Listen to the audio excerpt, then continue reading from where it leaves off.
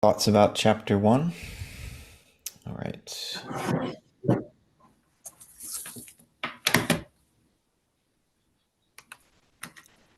I'm going to ask that anyone who is not muted mute themselves so we don't have any background noise. Maybe Ashton, you can do that because you're host now. Thank you. Great. So, as I mentioned last week, we're going to go through this book about 20 pages per week. And so that took us through chapter one and then a few pages into chapter two. And I just want to offer a few thoughts about mostly chapter one, and then a bit about the etheric body, which Steiner introduces in chapter two. So, chapter one is titled The Character of Occult Science, and in German, Geheimwissenschaft is the term that Steiner has chosen as the title of this book. And in the prefaces already, he's explaining what that means and trying to head off some potential criticisms. The literal translation would be either occult or secret science. And it's basically Steiner suggesting that we need to go beyond, we need a spiritual science that can go beyond just the sense-bound intellect, right? And he references Johann Wolfgang von Goethe's phrase open secret, that nature is itself an open secret, and when read appropriately, that secret just openly displays itself, right? But Steiner is seeking to go a bit further than Goethe was able to. Goethe provided a method that Steiner wants to continue to cultivate, to go through the sensible into the supersensible. And here he's really trying to free natural science, which in his time 100 years ago, and only increasingly so in our time, has been limiting itself to the study of the sequence and relation of sense perceptible events, as he puts it, which is perfectly appropriate for natural science, right? But Steiner thinks there's something about the method of science and the cultivation of our own soul capacities that it affords that can allow us to go beyond just the study of the sequence and relation of sense perceptible events, so that we can begin to perceive initially imaginatively and then inspirationally and intuitively. And he wants to look at science in a different way, not just as productive of knowledge of nature, but also look at the way that natural science works on the human soul, and that it's a form of self-education, really, not just giving us new knowledge of the world, but new knowledge of ourselves. And so, in other words, for Steiner, what we learn by studying nature is exactly what the human soul is not. And here I think I hear his close study of Fichte, the German idealist, that the natural world is the not self, the not I, and that through reflection and through the resistance that it provides to our soul helps us better understand the I by knowing what is not I, right? And so Steiner is in no way putting down or dismissing natural science. He thinks it's essential, as he has said in the prefaces, that we understand physics and biology, chemistry, biology, as this new natural scientific method has articulated those disciplines, because that provides the soul with the sense of clarity and accuracy, and really it's the spirit of the scientific method that he wants us to carry forward, and that is necessary to avoid a kind of spirituality that would just be about vague feelings. He wants us to really be able to discern the contours of a real spiritual world and to bring precision to that inquiry, right? And so training in the natural sciences is really important. Steiner says that the soul is living not in finished propositions about nature, but in the process of scientific knowledge concerning nature. So he thinks that, contrary to some skeptics, we can continue to strengthen the soul to press onward toward knowledge of reality, even in the absence of what he calls the leading strings of natural phenomena. So when natural science is engaged in the study of nature, it's backgrounding the activity of the mind and the soul. And Steiner says spiritual science is going to be foregrounding that activity. And what that means is that unlike in natural science, when the facts are just waiting out there in nature for us to discover them, more or less, in spiritual science, the facts, the spiritual facts that we're trying to discern require our own activity to manifest. Right? So that's why the virtues and the moral being of the scientist is the spiritual scientist is not sort of incidental, can't just be bracketed. It's the nature of the scientist is part of what brings forth the phenomena that we are attempting to study when we do occult science. And so the whole fact value division that has characterized natural science in the modern period has to be overcome when we do spiritual science. Steiner points to some objections that may be raised against occult science. There are different mentalities that might resist this whole project for their own reasons. Some would say that there really is only a sensory physical world, and any questions we might ask could be answered in terms of sense perceptible phenomena. There is no spiritual world, in other words. Others would say that maybe there is a world beyond the senses, but we can't reach it scientifically. We have religion for that. And so we should just leave it to faith and not pretend like we could know anything about this world scientifically. And others would say, even if we can access that spiritual world, that the best we could hope for would be personal opinions, and there's no way to adjudicate who's right, when we make claims about a transphysical or non-sensory reality. Steiner thinks all of these objections are mistaken. And he thinks the visible facts of nature, by their very nature, by their very structure and form, distinctly indicate a hidden world, right? And so he thinks that we have a natural inclination to not just see nature and think that it's self-explanatory, but that there's something beneath the surface for us to know, and we should trust that intuition. But we need to evolve another mode of cognition, he says, to be able to really access and clearly, imaginatively perceive the spiritual world.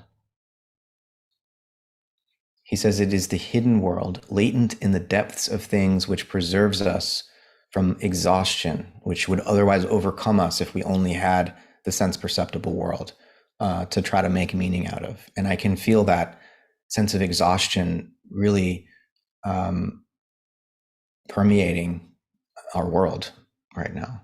And we're desperately in need of this recharge that would come from knowing that there is a spiritual world, but not only that, knowing that we can know about that spiritual world in a scientific way, and that we can all, by cultivating this method, come to know it in a shared way, that we can contact something that we know is real, and that we all can begin to coordinate the articulation of.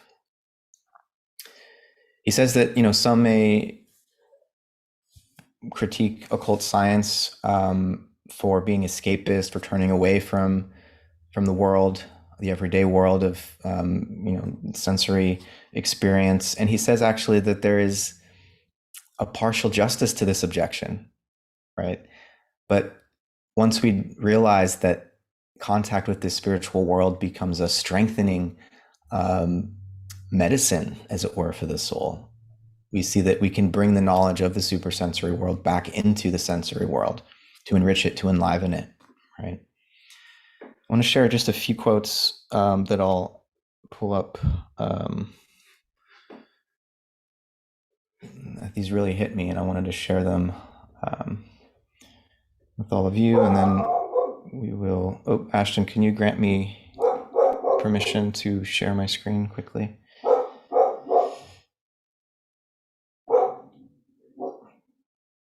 That's Ainsley.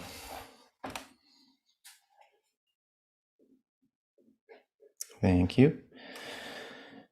So you should be able to see this line from pages 30-31.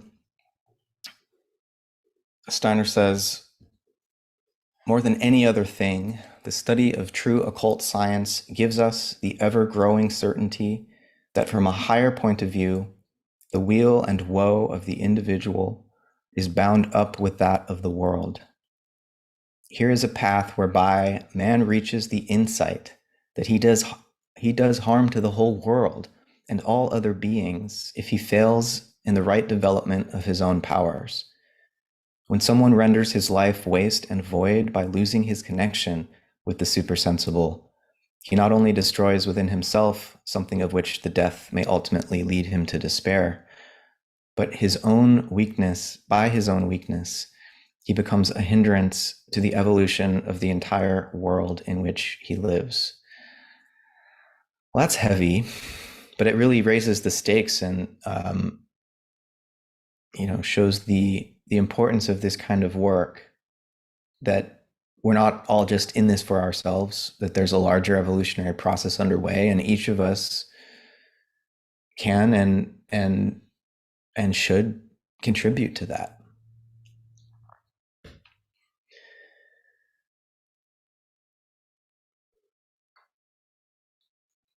Steiner tells us that, we won't at first be able to see directly for ourselves the things he's going to describe for us, right? He's clairvoyant, he is a seer, and he's going to attempt, by describing what he sees, to kindle in our souls, in the souls of his readers, the impulses that will lead us to experience those supersensible realities for ourselves, but that we initially need the guidance of a seer, as it were, before we can begin to see these things for ourselves. Right? And he reminds us that just in the form of the thoughts with which we will attempt to comprehend what he is saying, just in our own thinking activity, we are already in the spiritual world. Right? Our thinking activity is completely invisible to the methods of natural science. It doesn't show up anywhere in nature. And when we think, even when we feel and when we will, also, that activity is not anywhere in the physical world known to natural science. And so already in our normal human experience, right, we're in the spiritual world, and he's just asking us to recognize that and begin to cultivate these spiritual organs to take a step further. Because the human being, he reminds us, is itself the instrument of supersensible knowledge. So that's chapter 1. And then very briefly, the first few pages of chapter 2 here, he introduces the mineral or physical, the etheric, the astral and the spiritual. He doesn't get into the astral and spiritual yet. We'll get into that next time.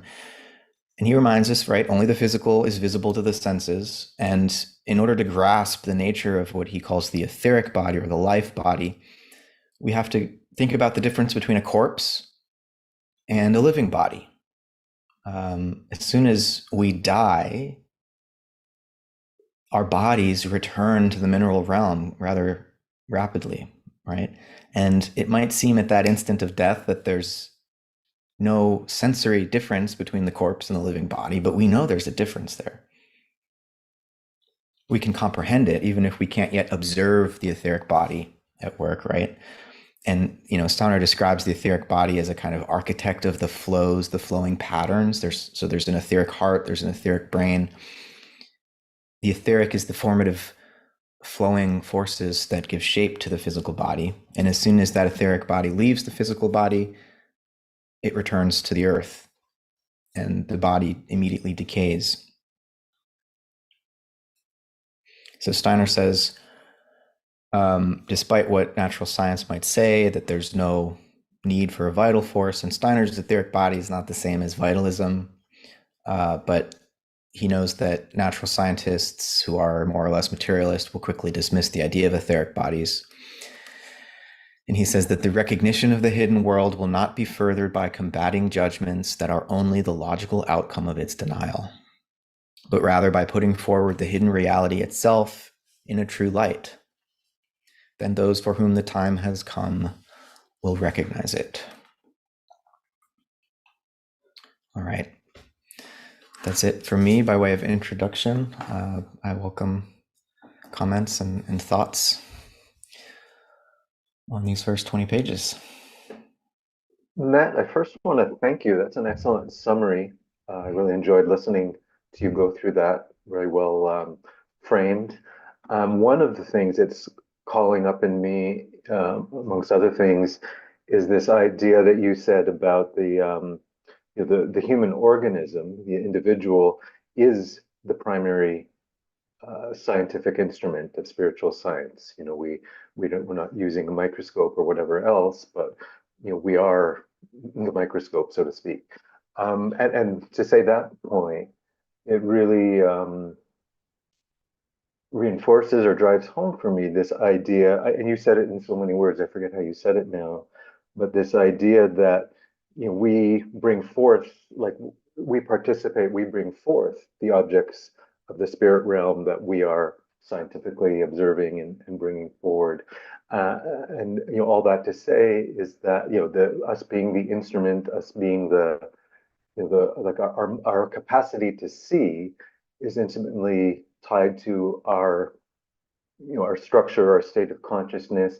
And it reminds me of a kind of a famous quote. I guess it comes from the tech world, but I like to apply it to consciousness. It's Kevin Kelly, the editor of Wired magazine, has the famous quote that the future is already here, it's just unevenly distributed.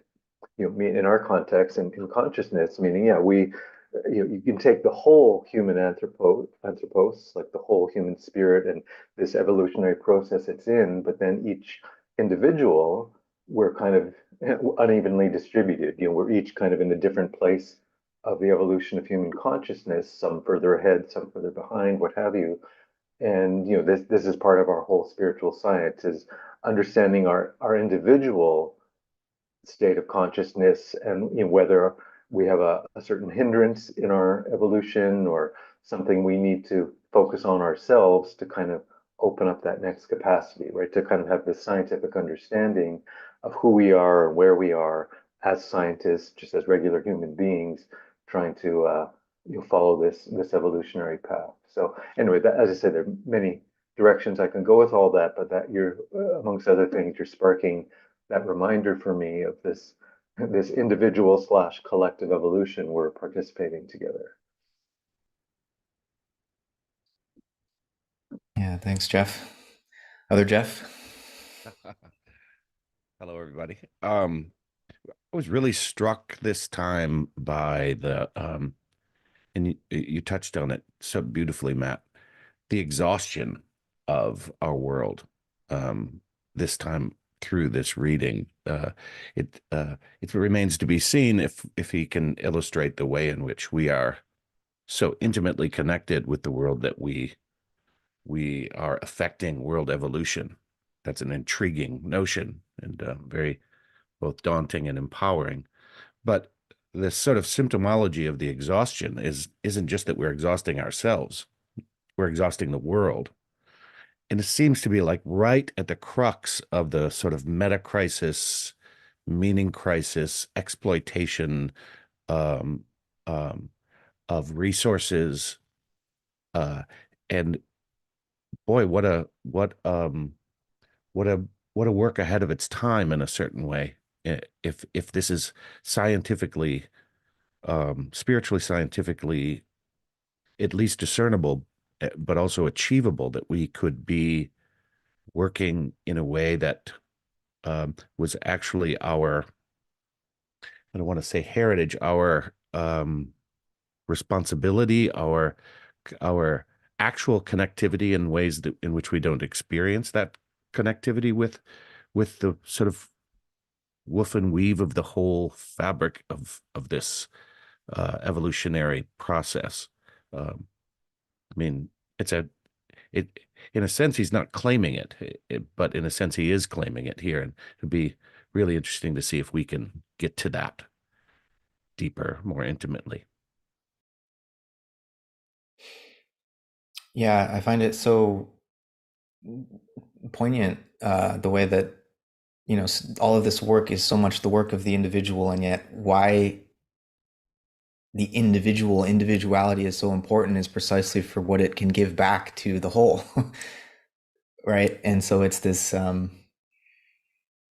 turning inside out of the whole world, and in some ways each of us having to bear that cross, but we're not doing it just for ourselves. but it's just that only through that individual portal can this new form of knowledge be won, and new form of love. Um, yeah. Bruce, please. Hi, everyone. I'm happy to be here, and I just wanted to introduce myself and say a few things. First, I watched the video from last time, and I saw many people introduce themselves, but some people didn't. And so since I'm new, I don't know. Lisa Marie didn't say anything. I don't remember Max saying anything. So I'd love to hear from people who did not introduce themselves just a little bit about who they are. I always like to hear all the different voices. I wanted to make a case for not using the translation you've chosen. I think that this other translation by Catherine Krieger is much better, and I will try to explain very shortly why I think that. So it's not so much that the words are different. They are a little bit different. And Matt has done a really great job of bringing alive Adam's translation. I didn't think you could do such a great job with given where Adams was when he wrote this. And that's my point. Adams, who I have a lot of great respect for, I've read that book, I've read his translation before. I've worked through some of his work on projective geometry. I have a great respect for that guy. He lived at a time when there was no easy access to the spiritual world. And so he was always struggling against that. In my impression is, it's always my impression here, that he was always struggling against that and doing the best that he could, which was a lot, to come to some kind of an experience, not make it just ideas. That's not the time we live in my experience. The spiritual world now is not the time that we lived in, that Steiner lived in 100 years ago. And I don't say that for how Steiner approached it. I say that for how most people have access to it. And you can look at the new clairvoyance literature. There's a bunch of books out there within the anthroposophical thing that just wouldn't have been possible in the 1950s, in the 1960s, in the 1970s, 60s and 70s when I got involved in this. Early 70s, I guess, is when I first got involved. So Kathleen Krieger, I feel, has that a little bit more. Has that a little bit more of that sensibility in there. So I say this not just as an idea. I say this is really my experience working through these things. When I have to read Adams, I have to fight it. I'm continually fighting his translation to try to come to an experience. When I read Krieger, it's much easier to follow her. It's much easier to see different things in it. So when I read Adams, I was really struck by how much I came away with the idea that Steiner is arguing against all these different approaches, how these different approaches are not correct, how people argue against occult science because of, and Max summarized them. I won't do the same thing again. And I read Krieger, and I had the more experience that occult science is about transforming ourselves. The words are still there about the fight against or the improper ways of looking at occult science. But there's something else, a quality in the way that she translated in small things that brought out for me this idea of self-transformation much more strongly. So I know it's probably too late to change as an official thing. I'm not arguing to change as an official thing. I just wanted to point to this translation for those who want to follow this a little more inwardly than I think that Adams allows, at least for me. I wanted to point at that translation. Yeah, thanks for that, Bruce. The first time I read this was that translation, and I still have that book. And you know, I actually, Ashton and I both wanted to encourage multiple translations in this group. We didn't request or even suggest that you use the same one that I have here, even in other languages, because you know, on some level, translation is impossible. You know, of course, yes, it's possible, but something's always lost, and it's a different text. And yeah, you're getting the translator just as much as you're getting the original in some sense. So I appreciate that intervention, as it were, and I will pay more close attention to differences in translation. I'll go back to that other translation just to see if I can feel the difference that you're pointing to, Bruce. Yeah, thanks. I forgot to introduce myself. I'm a scientist. I came to anthroposophy about the same time as I started getting interested in my discipline, which was botany. I trained at University of Michigan, at Duke University, did a postdoc. I was in Jerusalem for 14 months, lived in Jerusalem, which was a wonderful experience. And then came, after some more other work, came to North Carolina, where I live now, worked there for over 35 years at the University of North Carolina at Greensboro. And I'm retired, have written things in anthroposophy, books and things, have written some academic papers, which were very strongly ignored by everyone, about consciousness and influenced out of anthroposophy. So very, very brief background. Can I jump Bruce. in on the translation Sure. deal? Bruce is my elder, and so I defer to him here in North Carolina. And I also experience the argumentation of the other one. It fit me when I was earlier in my life, because I like to argue with people. But and I feel that argument today, like that in a way is very much alive. We're swimming against a very strong mainstream, and it is bolstering in a way to take up the argument, but it has its place. And as I've matured under Bruce's unofficial tutelage, um, I see exactly what he's saying, and with that, I would say, can you see this?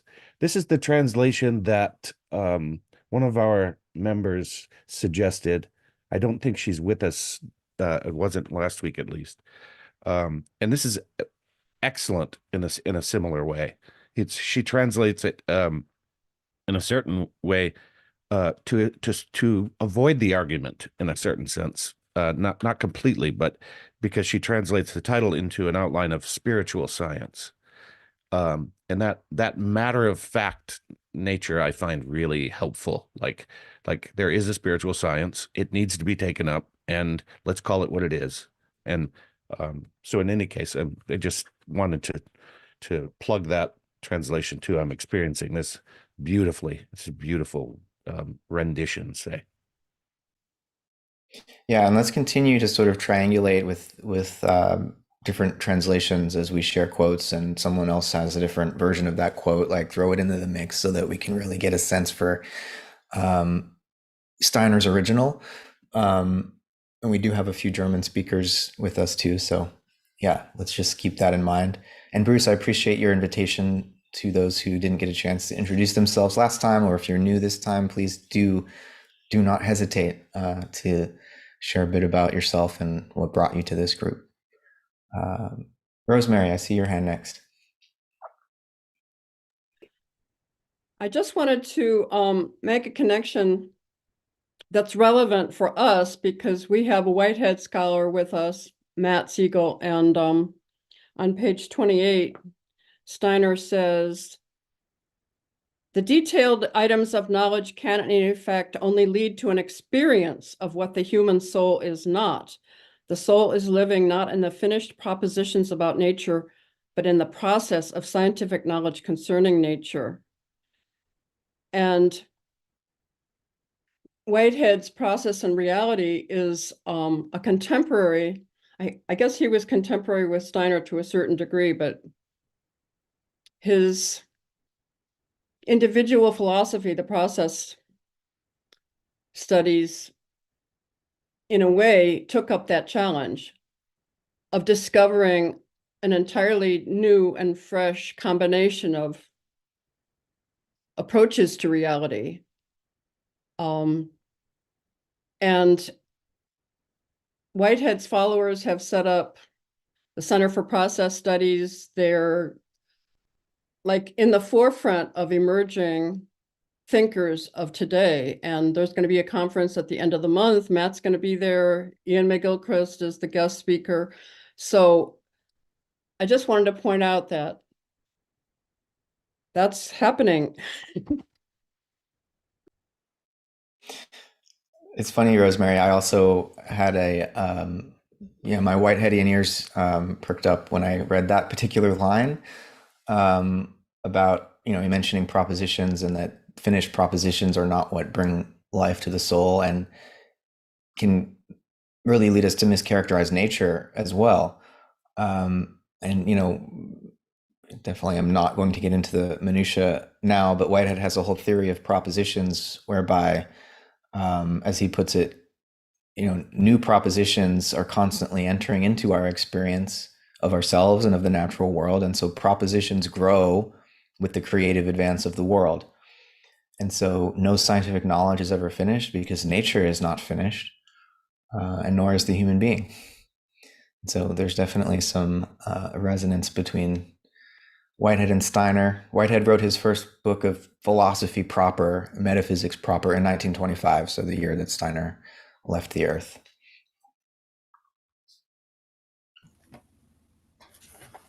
Hi, I wanted to comment on an experience that I had this time with the material that I didn't have the last the last time I read it, or that I can recall. And just in this first chapter, how even though he alludes to the fact that he's going to give us the path to spiritual knowledge at the end of the book, the kind of steps to take to become clairvoyant, I guess. This time I really felt like he was already telling us how to do it in regard to the type of relationship that we need to evolve with nature. That actually our involvement with nature is the way to the supersensible world.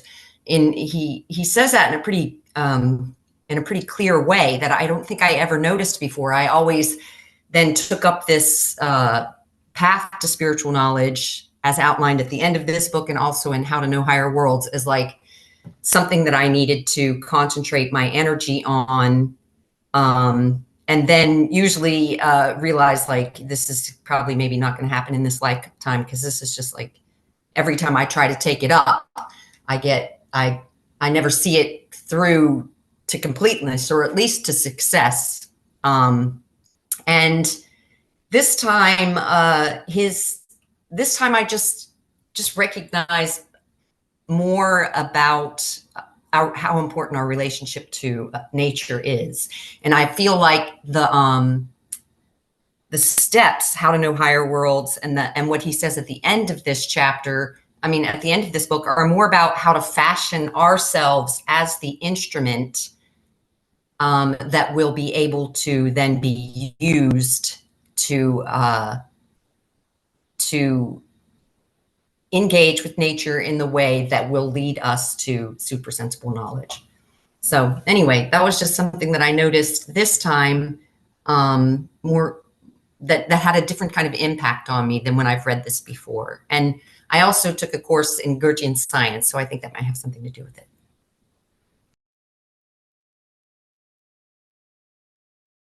Yeah, thanks, Laura. Max, please. Yeah, thank you. And thank you, Laura. I'd like to actually try to carry forward what Laura brought up, relate it to my what was my, like, the preeminent experience that I had in reading this text this time. And it was the feeling, this kind of vigorous argumentation that is also present in the philosophy of freedom, especially the first chapters. And it harkens back in my mind to the style of Aquinas, where he's laying out many different positions on something, and this quite energetic way, and then addressing each one. The entire Summa Theologica is essentially structured with that logical form. And as I was reading this, again, this called to mind those other instances of similar argumentation style, and I think it's related to what Laura brought up in the following way, that our experience and perception of nature can't be separated from our, as Laura already indicated, like our our internal state and the state of our psyche and the powers and capacities of our psyche. And this, like from thousands of years, dialectic was regarded as a like a almost method of exercise or training for the psyche. And I think among other functions, it serves not really to haggle over propositional content, but actually to sharpen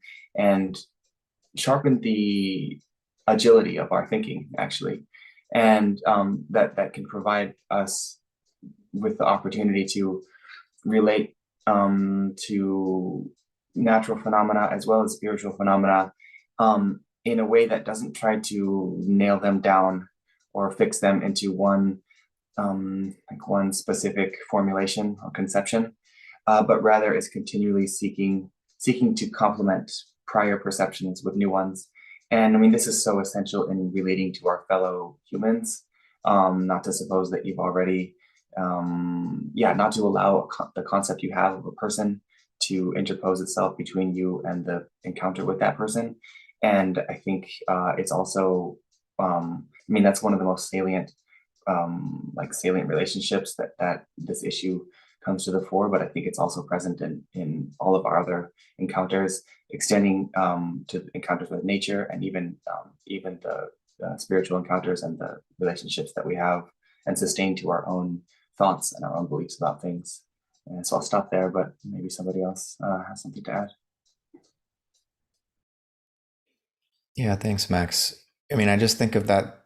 I think the arguments are important, but I also think of that last line I shared where Steiner says the recognition of the hidden world will not be furthered by combating judgments that are only the logical outcome of its denial. So on the one hand, we can, and Steiner does engage in these sort of responses to critics just to clarify the project that he's engaged in, but that at the end of the day, it's the laying out of the truth of the spiritual world and the method for arriving at knowledge of that spiritual world that is going to call those who are ready for that sort of effort. And that's where we should focus, and not only at least get hung up on the arguments, though that's important to situate and contextualize what we're doing. But I think also there's a temptation to mistake the result of a thinking process with the ultimate end of it. But I think there's another end always at the same time, and that's the way that it's conditioning you to be able to enter into again, like more living and live out relationships with things, and you actually militate against that by hanging your hat on one specific outcome of that thinking process. Mm-hmm. Right. Angus, please. Yeah. Hi. Good evening, all. I want to thanks, Laura, for bringing Goethe. Thanks, Max, for bringing Aquinas. I'm going to go back another 1,500 years before that, and then sort of like bring them all back to Steiner, hopefully. I was fortunate enough to watch a video about Timaeus just after our last meeting. And this guy was pointing out some of the aspects of the introduction to the Timaeus, where Socrates and Timaeus himself are talking about how we are just telling a story here, which is reminiscent of what Steiner says here. This isn't doctrine, this isn't dogma, this is a story. And stories are fallible, but if they're good stories, there will be consistent reason in those stories. But it's actually the nature of the beginning of the Timaeus that's interesting for me here, which I want to connect to Aquinas and Goethe, because the beginning of the Timaeus is about how God decided to create the world, but before that he had to create a soul. And so that was the world soul that he was created. And then that world soul was incarnated into, so that the invisible soul became manifest in the visible and ultimately in the physical realm. So all the way back with the Greeks there's this essential idea that the matter is born out of the spiritual, His matter is born out of the psychic, or out of the soul, and then the soul is born out of the spirit. And that basically the whole universe, so like all of creation, is a psychic spiritual creation. Everything that's manifest is a psychic spiritual relation. And when we come forward to Thomism or Aquinas, as Max was talking about, this is one of the essential points that Steiner makes in his book, in the third chapter or the third lecture, The Redemption of Thinking, that scholasticism wasn't really, it wasn't up to the challenges that were about to confront the world with the evolution of natural science.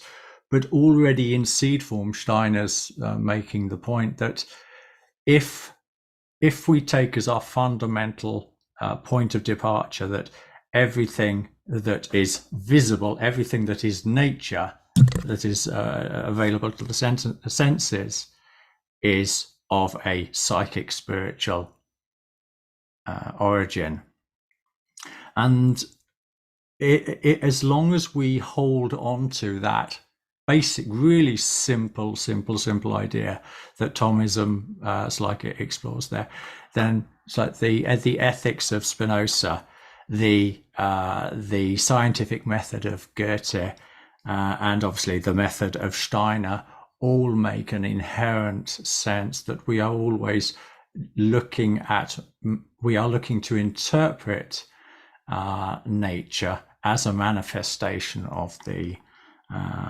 psychic spiritual.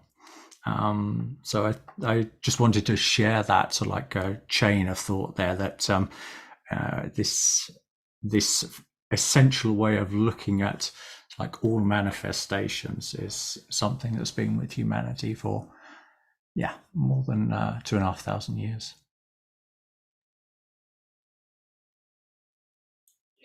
Yeah, thank you, Angus.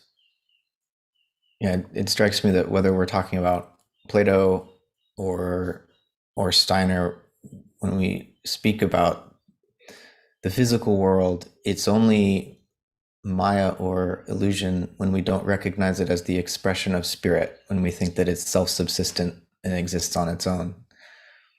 And so,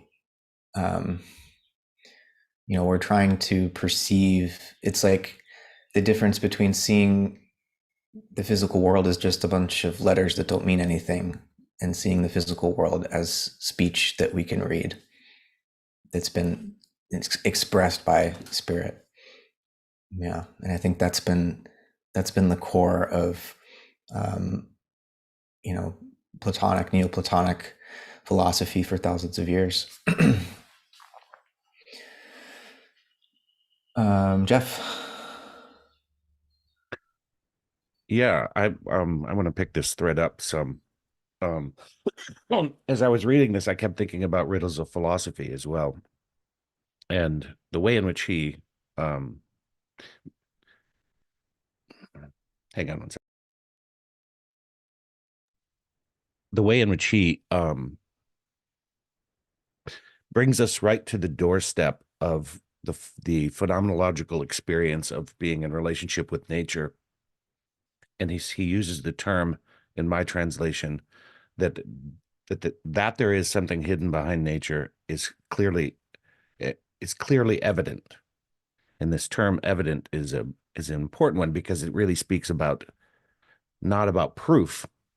We didn't touch upon this idea of proof and proving. I think we probably would want to do that before we exit this conversation, because that's a really big one.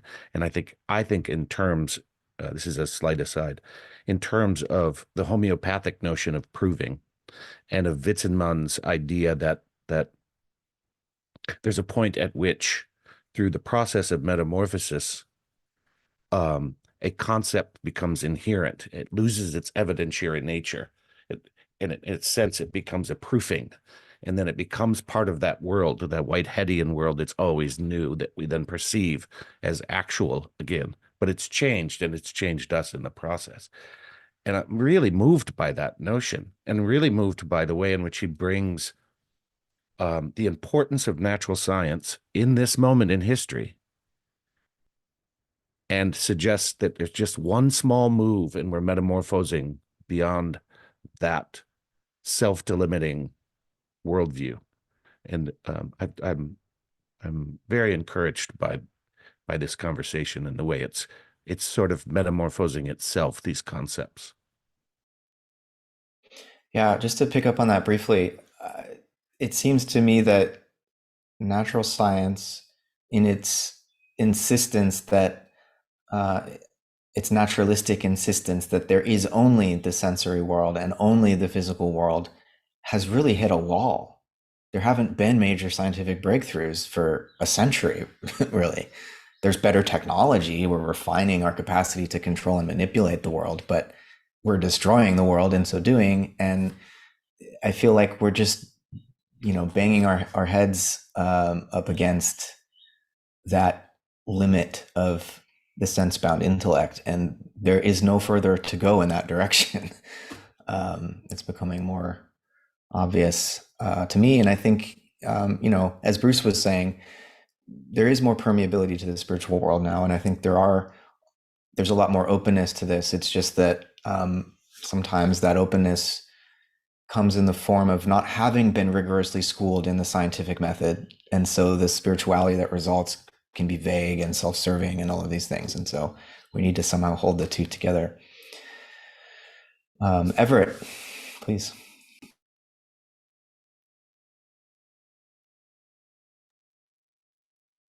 Thank you, Matt, and thank everybody for the contributions. I wanted to just take a brief moment to introduce myself. I apologize because I wasn't able to make the first study group on occult science. I did watch it immediately after you guys posted it, so I haven't lost too much ground. And I want to say too, in regard to the translations, and thank you, Bruce, for those points that you made about the differences in various translations. I myself, Matt, am reading a translation by Maud and Henry Mongus. It's from the 1939 edition of Occult Science, so it's going back even further. But it's the second version of this. I'm not sure. I have two copies, but I only brought one with me. Oh, by the way, introduction. I live in Ecuador, and I am a university professor. I specialize in global and cultural analysis, but I'm really a student of anthroposophy.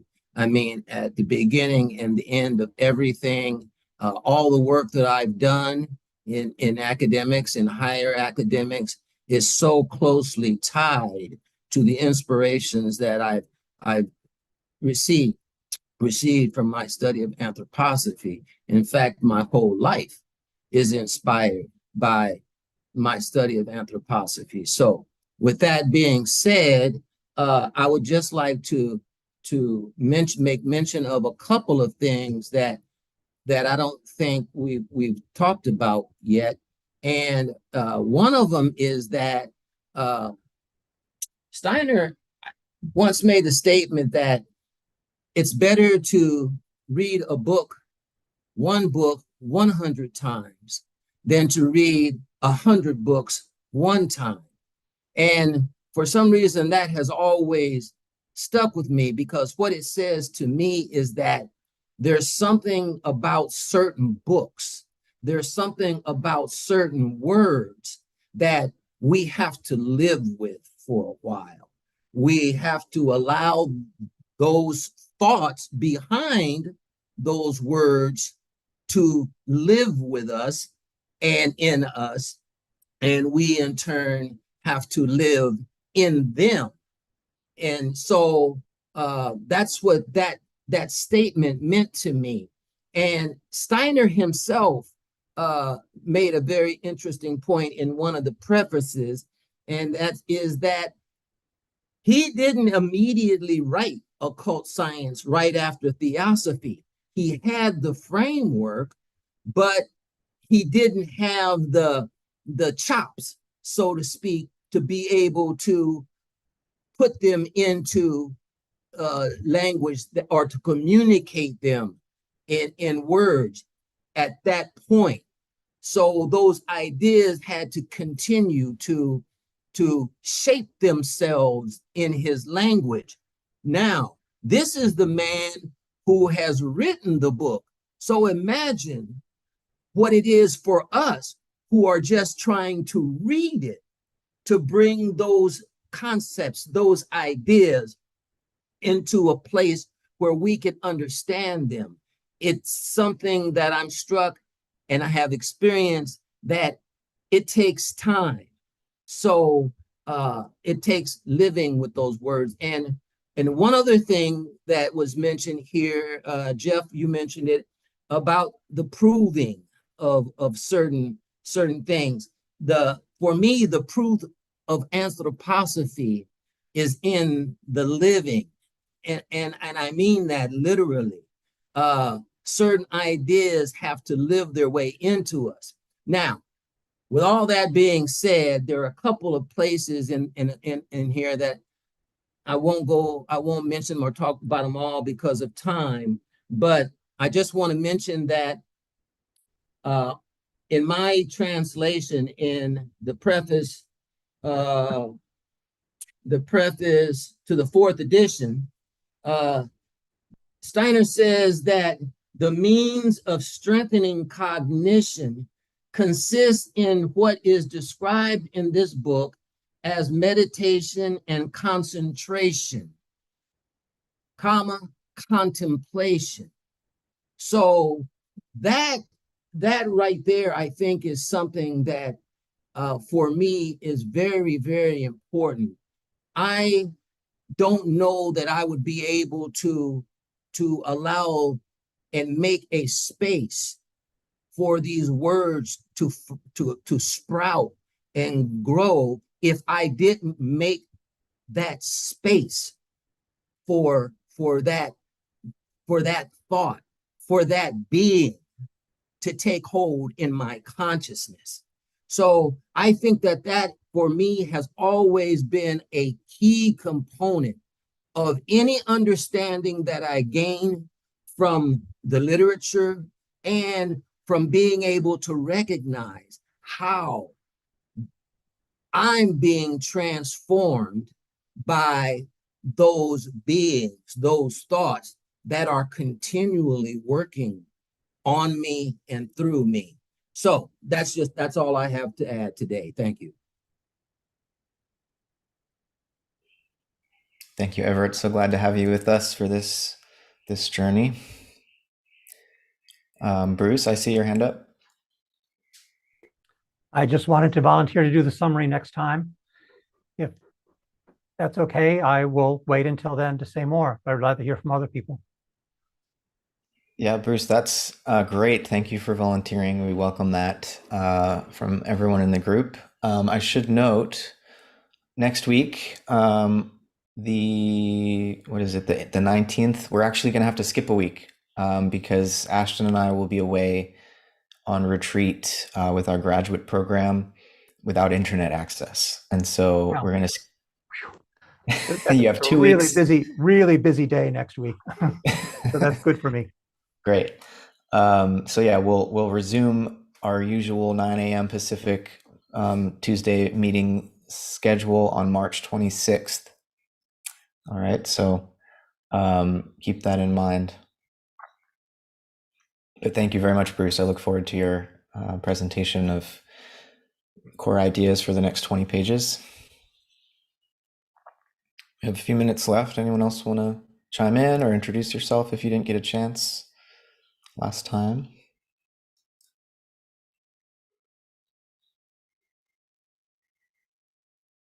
Could I just chime in? Please. In reading this first chapter, I found myself almost wanting to jump over all these criticisms that could be leveled against occult science or spiritual science.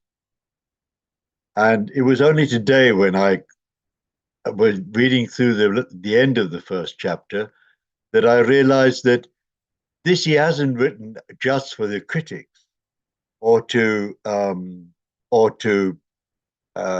answer the critics or get into an argument about it. I think he's also challenging me, looking at myself, to work through these criticisms. Have I resolved that yet? Is that still a question for me? I thought I thought I got through that aspect of one or the other of these criticisms, let's say of faith or this or that. I thought I'd already done all that. But then I have to face it all up again and really be clear, where do I stand with all these voices which are constantly present and trying to make themselves heard?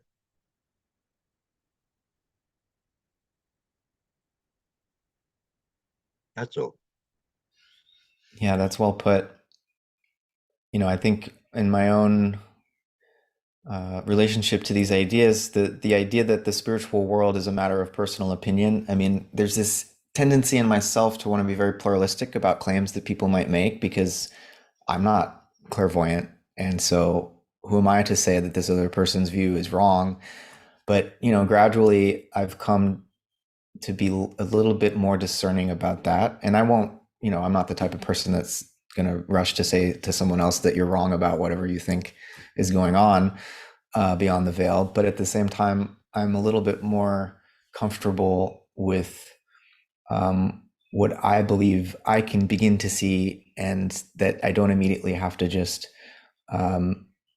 accept that it's merely opinion or that everyone gets to have their own opinion. We're trying to do science here. It's not just all up for a vote, even though we need peer review, it's not just a matter of anything goes. I think that's a challenge for me, and I appreciate your reframing of Steiner's raising of these objections. Yeah, these are for the voices in our own head as much as for any other critics out there. James, I see your hand. It's a little bit of proof, I guess. Last week after reading this, after I got done reading it, I went right to Facebook and I saw that Jeff posted something on there about Christianity as mystical fact. And then his comment sections, he got, well, we need proof. How can you say this proof? Proof, I need proof. And I just let it sit and said, there it is. It's coming to me right there. The world's coming at us in this proof. That's it. Yeah. Go ahead, Jeff. Thank John. John thinks that's super helpful, and James, yes, of course. And the reason why I see it as super helpful in this second is that I was like, well, I mean, I've argued with all of these people in my mind. I've gone through all of the arguments, and certainly I can see their limits, and I can have compassion and understand. And I realize these are the voices in my head, right? That these are the ways in which we've been culturally trained to think, and it is a kind of metamorphosis to metabolize them, or let's say it's metabolizing them is a metamorphosis that allows for resolving those, as Dennis Klosek calls them, apartment dwellers. Do you know? Thank you for sharing. Yes, move along now. Thank you for sharing. That's not the right note. You're hitting the wrong tone. But if I'm honest with myself, the cultural milieu is also me. Yeah. So we're at the top of the hour, but I can't help but just say, with regard to proof, when it comes to facts, you can't prove a fact, you just lead someone to the observation of the fact. And if we're talking about spiritual facts, it takes a little bit more of an effort and a willing for someone to be able to generate that fact in their soul. And but when it comes to proof, we're talking about like a logical deduction or something when you can really prove it, and that doesn't really produce knowledge necessarily. It depends on the veracity of the premises that logical deduction builds on. And so, proof is sort of beside the point. Can be a helpful exercise in clarifying our thinking, but whether we're talking about natural scientific facts or spiritual scientific facts, you can only lead the horse to the water, right? It's an experiential encounter that would allow someone to assent to the claim that's being made. All right, everyone. Thanks so much for your contributions today. Really excited about this. We're off to a great start. We will not see you next week. We will see you on March 26th. All right, so we can really read and reread for the next 2 weeks and have a really wonderful discussion that Bruce will lead us into on the 26th. All right. Good to see you all. Thank you, everybody. Bye.